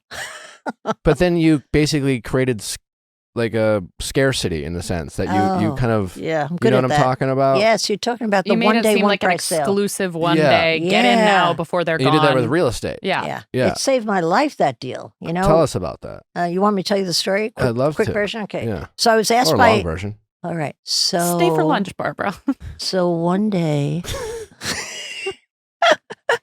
No. An insurance company asked me to sell 88 apartments they owned without a public auction. They were desperate to get rid of them. They wanted to look like the big shots, and they didn't want to look desperate. So I got it. I looked at the apartments. They were the dogs of the market. Interest rates were 18%. Nothing was selling. Nothing was selling. So I went back to them and said, I'd love to sell units, but there's no way they could be sold. They're front units, back units. Some don't have kitchens. Some are nice lobbies, have no lobbies. You guys got to put money in if you want to sell this stuff. And I'd lay low. And they said, no, we have to sell it. We want to sell it now. And the developer that was in with the insurance company said to me, she's a smart girl. She'll figure it out. And I went, oh, God. So he sent me back. And I did figure it out that night. I remembered I went to a puppy sale with my mother and the kids, my 9 brothers and sisters, or however many we had at the time. And my mother said, look at that lady, the chicken farmer selling those puppies. You're going to think where this is going. This is going somewhere, believe me. So she said, look at how smart that chicken farm lady is. She told everybody she had Jack Russell puppies, which they were, and she doesn't have enough to go around. I remember that, and I mimicked it. So I told my salespeople at the time, maybe I had 30 salespeople, I said, hey, listen, we're having a private sale next Monday, 88 apartments, first come, first serve. They're priced all alike. High apartments, low apartments. Pick of the litter. Whoever's there first grabs the best apartment. Well, when I got up that day and went around the corner on 83rd Street, I had like over 200 people in line waiting for my 88 puppies. Everything was, boom, sold within the hour. And I made, I forget exactly, about $1.1 million, but I'll say I made over $1 million in one day. And I paid off all my debt. I owed like $360,000. I opened a new office and I also had cash in my pocket because it was a 30-day closing. Boom, boom, boom. That's awesome. Easiest million, but at the darkest hour. And that always kind of happens, you know? Yeah. Yeah. So how would someone listening apply that to their dating life, so to speak? Oh. You know, because I feel like a lot of people out there almost like there's that reek of desperation a little bit. There's a little bit too much supply, if you Absolutely. will. You know, how would someone It's apply? about availability. Yeah. I mean, I hate to say you have to play a game, but dating do, is similar a to little bit. negotiation. It's mostly Yeah. a game and then some fact in there, you know? I would be very careful about my timing, saying yes. When I return, the timing speaks louder than the words, I think. Whether you're texting, whether you're calling, I think you have to drag things out and not be so available. No, I'm not available then, but how about next week? What? when the guy has just built up the courage. I'm taking it from the woman's viewpoint, you know? No. Yeah, no, I think a guy's got to play it cool too. I think you got to play it cool. It's a game in the beginning, you know? I totally agree. You do. You say that to people? As- Play a game? No, I mean, I just acknowledge that there is a game. Yeah, you there know? is a game. Because everyone says, oh, I don't want to play a game. I think most people play games with themselves, you know, Yes. where they're just like, they tell themselves, well, I don't like this. Well, I don't care. Yes. And we tell ourselves we don't care all the time, and Yeah. we really care. Yeah, very much. It's better just to acknowledge that you do care and then try to figure out how to not let people know how much you care. Yes, definitely. Yeah. Do you know, you said, how do you figure out your self-worth? We're talking about dating. I really, that was paramount in importance for me coming up the pike. I sold my business and I got the price I asked for it. $66 million. They offered me 22. I said, no, $66 million. But I knew my worth. There's no rules in figuring out worth on anything. So I knew what I thought my business was worth. I just named it and I got it. I mean, that's about just having the sense of yourself is, I just feel like it's worth that, you know? Yeah. And the same with dating. You have to know what you're worth and just act it. You know, I could get a lot of husbands. I've only had 2. Okay. It's just, I wouldn't make them happy, but I could catch them good because I'm great at that game. You know, the poor guys. Thank God I'm safely on the shelf. Oh, that's great. Did you hear? Did you hear about the whole Netflix debacle on their No, I live didn't. event?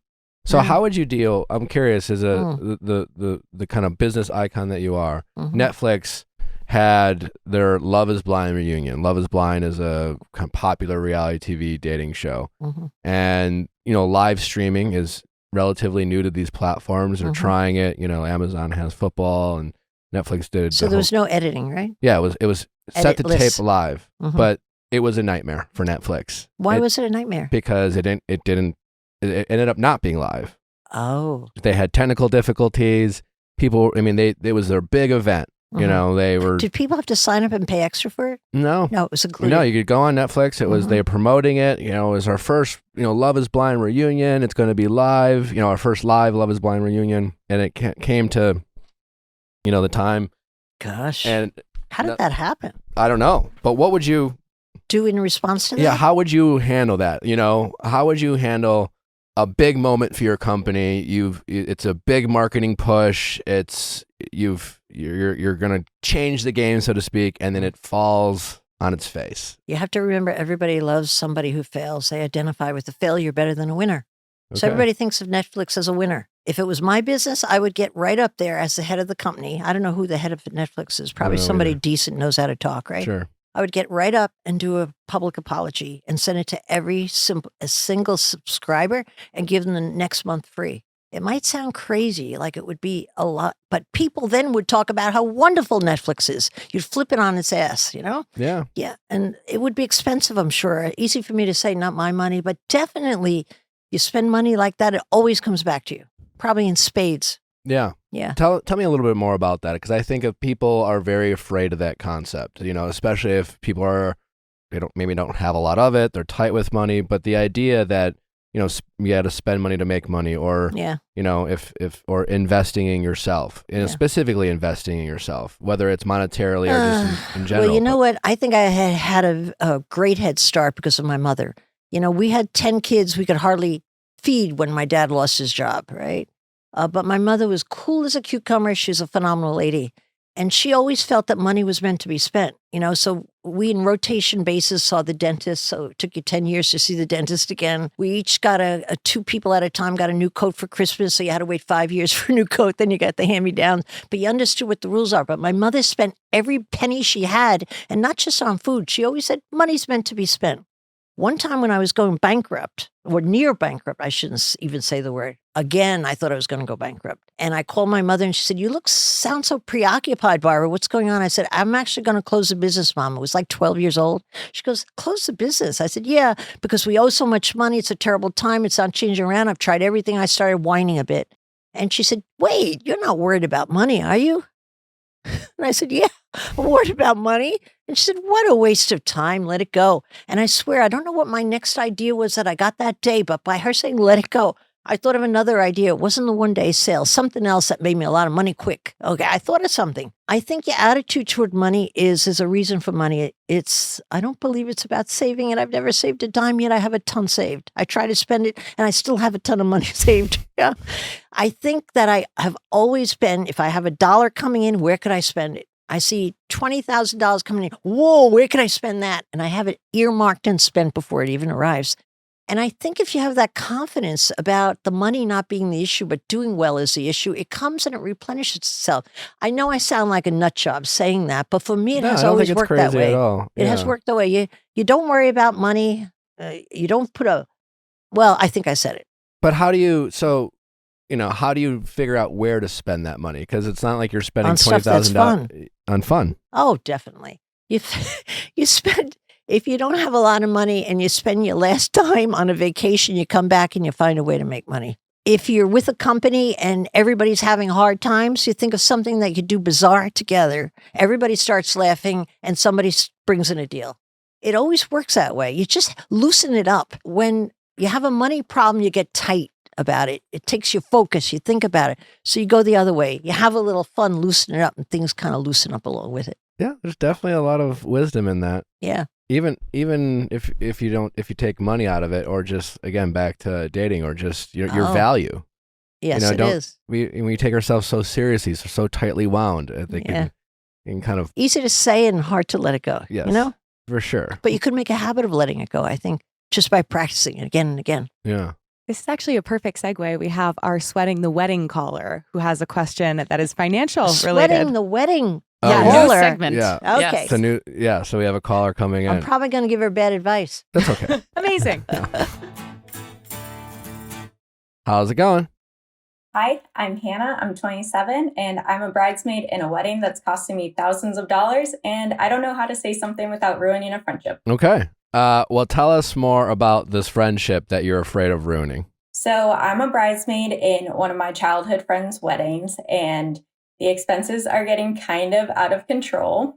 And I knew that there would be costs associated with being in a wedding. I've been in my other friends' weddings, so I know that there's a dress and you go on a bachelorette party and all of that fun stuff. But what I have the biggest problem with is that none of it was run past any of us. We were not asked for our budgets. We were not given an estimated amount of how much it would cost when we were asked to be in the wedding. Wow. And now we're just getting Venmo requested for things that the Maid of Honor has decided to buy. Oh, so are these decisions that from the bride or the Maid of Honor? I think it's both. Okay. Neither of them have asked any of us. They've just sort of decided on their own and now are Venmo requesting us for everything. Okay. Including the cost of the gown? Didn't you have to shop for the gown together? Like, well, I think their gowns. Their gowns, yeah. The bridal gown. Yeah. No, your bridesmaid outfit. Didn't you have to for shop? Our bridesmaids' dresses. Yeah. But did you have to shop together for that? No, they just picked them. Wow. Well, why don't you protest? Use your voice. I mean, why don't you become the spokesperson? I'm a little nervous about coming off rude. No, you use the word we. And you use the word we. We filters everything down, waters it down, you know? Well, you're going to get the permission of the other bridesmaids, right? But they feel the same way you do? Yeah, what if you talk to them or send an email and say, I'd like to speak up and say we can't spend this much money. And could we choose something more reasonable? That's kind. Yeah. What are some of the things that you're getting Venmo requested for? So for all of the decorations for the bridal shower, for you gotta the be kidding. Party, that old cheapskate. For the bride's portion is that normal? of all the travel. No. For a bachelorette trip, I would divide everything up. Yeah, or like for a shower, we've done like almost like potluck style, but not just like rogue Venmo requests without it being discussed. What it's the responsibility of the bridesmaids to pay for the decorations of a bridal shower? I don't know about a bridal shower, but Sometimes. for bachelorette, I split everything across everybody. But do you ask Bachelorette. permission? Well, to be fair, I went out of my way to make sure it was like the most reasonable weekend. I did like She was Google mapping where every single bridesmaid was traveling from to try to find the most central city with the most affordable flights. Like Allie was incredibly considerate about this. Wait around till Allie gets married again and go to her, be her bridesmaid. She was the bridesmaid. Oh. Yeah. Oh, and you I were was the maid of doing honor. that? Maid of Yeah. Honor. Oh. Sorry. Yeah. That's what a good maids of honor looks like. Maid of Honor. With the Maid of Honor, have there been any instances where you've sort of tried to push back on anything, even if it was just a totally separate decision? Like, do you know how she responds to kind of low-level confrontation or other ideas? I don't know. I know that one of the other bridesmaids pushed back on the Airbnb that was booked because it was about $250 a night for a weekend of 4 nights. Oh. And so that was like a little bit of pushback. What happened? I don't know how that conversation went, though. Can you ask that bridesmaid how it went? The booking of the Airbnb and stuff, that should all be run past everybody. Definitely. And it shouldn't be booked before you know who's confirmed and who's coming and who can afford to come. Right. I think everybody confirmed before any of the expenses were sort of laid out on the table. Does it make you feel any better hearing that the usual way is not that way? Does it make you feel like you should speak up? That it's wrong the way she's doing it? It's not customary? A little bit. I fear that it's gone too far down the rabbit hole to start to pull back. No, it's not. So we're going to Nashville in a couple weekends. So some of the things can't be reversed at this point. But in terms of like the future, like extra little gifts for the bride and stuff that we didn't decide on as a group, I feel like maybe if that's not customary, so gives me more, to push back. So that's my question. So at this point, you're pretty much committed to going to Nashville and going to the... Oh, yeah. And you've already, I'm assuming, sent some money. And so your big thing is, yes. I've spent a lot of money already. I just can't afford to spend any more. And we just need to make sure we're on the same page about that. That's kind of where you're at right now. Exactly. Yeah. So I guess to Barbara's point, can't you as a collective with some of the other bridesmaids say, hey, compliment her, make her feel good. You've been an amazing maid of honor, and like we're so looking forward to this really great weekend. We're excited, everything's nice, but we've reached basically our limit on our budget. Like we're kind of tapped out, and so we just want to kind of give you a heads up that going forward, we're just not going to be able to do that, because that way, then that might limit her decision on spending more, or that might affect, now that she's aware, because it sounds like there just hasn't been any like upfront expectations talked about budget, right? It's just like, she's just like, well, she's deciding what the budget is based off of what she can afford, knowing that she's going to have divided by how many bridesmaids there are without having talked to anyone. But if she hears from, how many other bridesmaids are there? I think 6 or 7 of us. Yeah, so 6 or 7 of you like email, say, hey, like super fun, can't wait, this is going to be amazing. But like, we're at our limit in terms of budget. So going forward, we'd really appreciate it if you just run some ideas by us, because not all of us can afford more than what we've already spent. And I think it's important to do it sooner versus later, because to Nick's point, like that might, if she can like pull out and like not do a party bus and you'll just Uber, like there are things that might pop up, especially at like a bachelorette party, that maybe she could tone down. And you don't want the party bus showing up to the Airbnb and all of you kind of having this like sigh, here goes the rest of our money, in front of the bride who just wants to be there with all of her favorite people. And then she senses a shift in the energy and then her weekend's off. Yeah, like framing it to the maid of honor as like, it's so wonderful how much you want to celebrate the bride, and I can see you're putting so much effort into it, and I am so excited to be there with you. And right now, like, just if we spend any more money, I think my stress level will surpass my ability to be like present and happy and like show up as a bridesmaid the way I want to be, like framing it really. So it's really hard for her to get defensive. Maybe seems like what we're going for. What are you aware of her like financial situation? Is she like, does she come from money, or you're just not really sure how she's coming up with this money? I know that she does well for herself. I know that a number of us in the bridal party also do. And so it surprises me that she's not also feeling stretched. Well, that was because I would put myself in that category. It's possible that she is kind of why I asked the question. There's a world in which she, as the maid of honor, was just like, I really want to crush this role. I want to be the best maid of honor. And just is kind of more thinking about all the ideas that she has. And it's gotten a little like out of control almost. There's a world in which the group, if it's, again, you lead with complimenting her and make her feel like she's doing an amazing job and all that stuff, where she's like, you know what? Oh yeah, maybe things have got, you know what?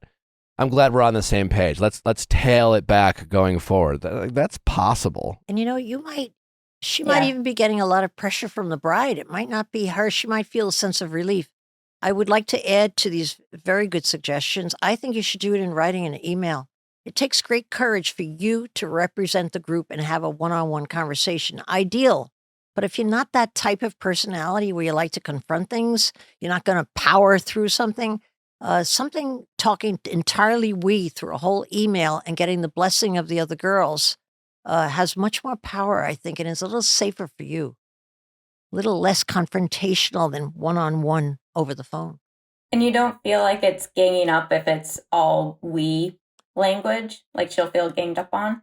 Yeah, I think it's just all in the wording. Again, you're just like, hey, we're super excited for this weekend. It's going to be so much fun. And all of us are so excited. We're so all of excited. Us. You've done an amazing job. But you broke the bank. Yeah, we're just a little like... And we don't like you now. And we don't like the bride to boot. Yeah. Say that. And we're not coming, by the way. P.S. You're the worst. We can't stand you, and I never liked you since I was 4. And I'm Venmo requesting you for the Airbnb back. Yeah. See how bad you could be if you wanted to be. So all you're doing is a nice email. Yeah, I think it could be fine. I mean, we don't know your friends, but like it shouldn't be thought of as it's just more like we just don't have the money.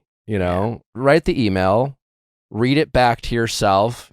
Check for tone. Maybe have someone read it. Or have the girls edit it. If they want. Because there's a way of it not sounding attacking, where it's just like, don't, well, we just, don't write in. We didn't appreciate you not asking us. It's literally just make it about you're out of money. Mm-hmm. And P.S. Screw you. Before she spends more, you just want to be up front that there's no more money. So it's rather than trying to fix what she already did, it's just more trying to prevent further spending happening. That seems like a good middle ground. And if not, drop the friendship. You don't need her. I knew I'd get you to laugh. We need Barbara on the trip. Yeah, literally. Bring her along. I can't wait to go. She'll see you in Nashville.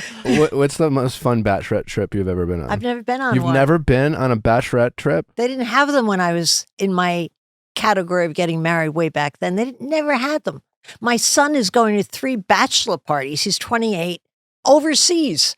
I never heard of such. I said, where do they get the money from? He said, from their parents. I said, well, don't look at this parent. Oh my gosh. It's gotten very rich, crazy. Yeah, no, the wedding industry is Crazy. Don't worry. She's going to get married and be miserable for the rest of her life. You're fine. Yeah. Only joking. The ultimate revenge. You're not going to be happy. Here comes the bride. Do you feel good about the plan of touching base with the other bridesmaids, kind of being like, everybody's on the same page here, like, cool, just making this a going forward thing, and then sending an email being like, hey, I was chatting with some of the other bridesmaids, and we just wanted to start, first of all, say you've done an amazing job, compliments. But going forward, we're tapped out. Yeah. If we spend any more, I think the stress of spending will get in the way of having a good time, which is That's the last a great thing we way. want. Yeah, that's a good line. That's a great way to do it. Yeah. Does that sound Yeah, good? I really like that line. Mm-hmm. Yeah. Perfect. Okay, well, we're going to want an update. Yeah, Yes. give When us you an send update. it, what response you get, how the trip goes. Yeah, if you broke up the wedding, And send us the savings. I really hope that part doesn't happen. No, it won't. Don't be afraid it of shouldn't. that. Yeah. And that's the thing. If the priority's on the bride, it'll be You're fine. being very reasonable. And yeah, I just don't know how anyone getting married can acknowledge that your budget might be different than their budget. And as someone who recently got engaged, I just what I want when I plan a wedding is to not be stressed or not stress people out. I just want to enjoy my time. And that's the only priority. And there's just so many ways to waste money, on a bachelorette trip, on a bridal shower. And you're basically asking them to cut back on the things that clearly no one really needs. And she's just out there let's do this and let's do that and let's do that. And there's been no kind of limit into, what they should have. And now you just have to tail it back a little bit. Yeah. And getting together with the other girls, I think, will make it even more apparent. Because I know even some of them are feeling it stronger than I am. And so I can't imagine what they've been sort of going through the past couple months on their financial state. Yeah, and what you don't want, and you're doing this kind of for the group, is you don't want by the time the wedding happens, everyone just pissed off at the bride and the maid of honor, and instead of enjoying the wedding, everyone's just kind of talking shit how broke they are. Yeah, like resentment and alcohol are not a good combination. Yeah. You're right about that. It's dangerous. So you're probably going to speak your mind on your third martini. You better get the email out. All right. All right. Thank you very much. Well, good luck. Hey, by the way, get married yourself soon and get even with that bitch.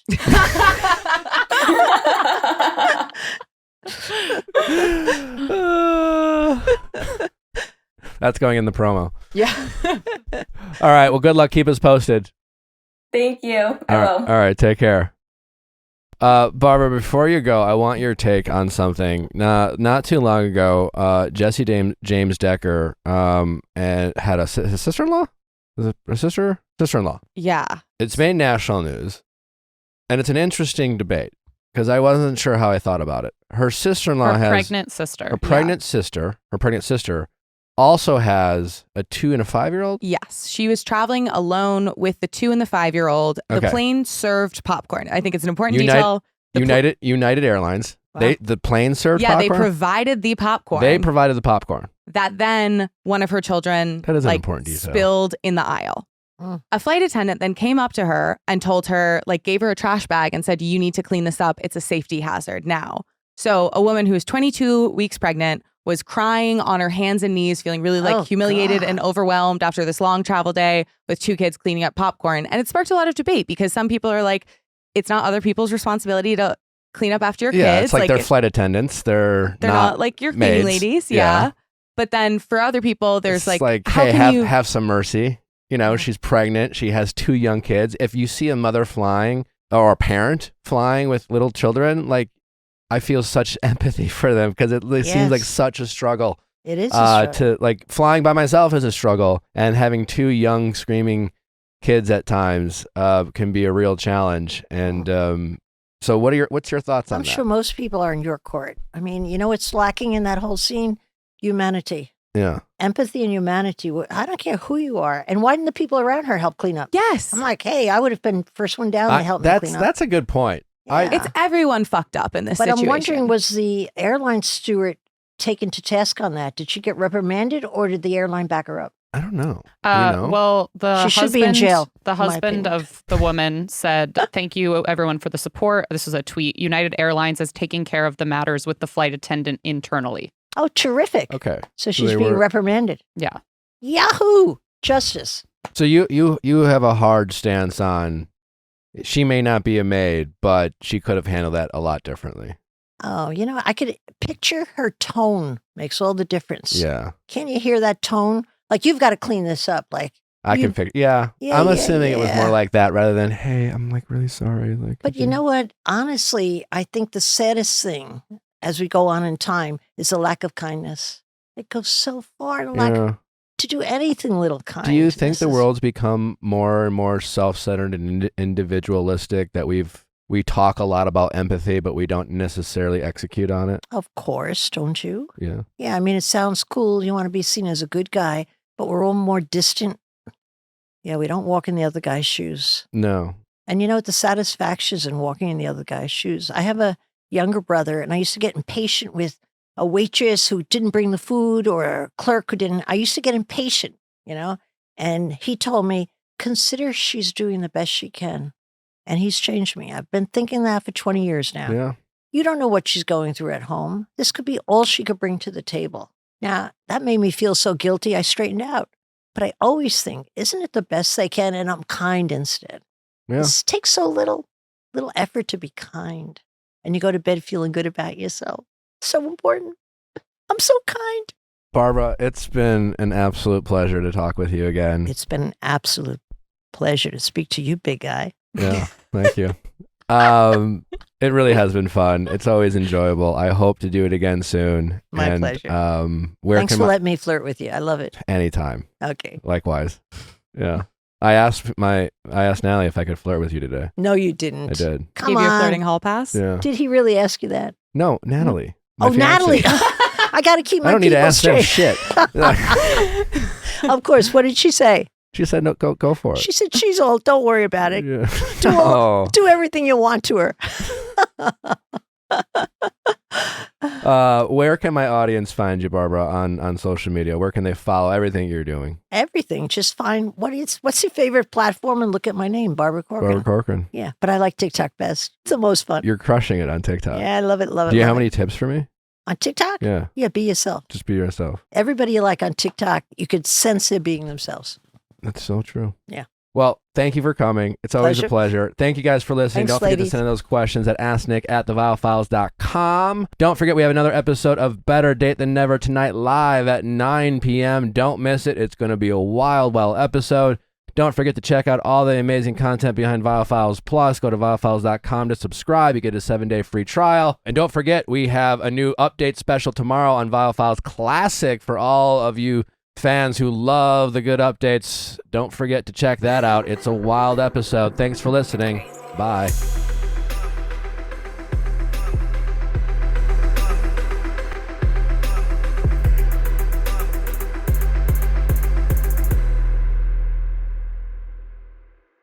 Hey guys, if you loved what you listened to, make sure you hit that subscribe button below. Thanks for listening. We'll see you next time.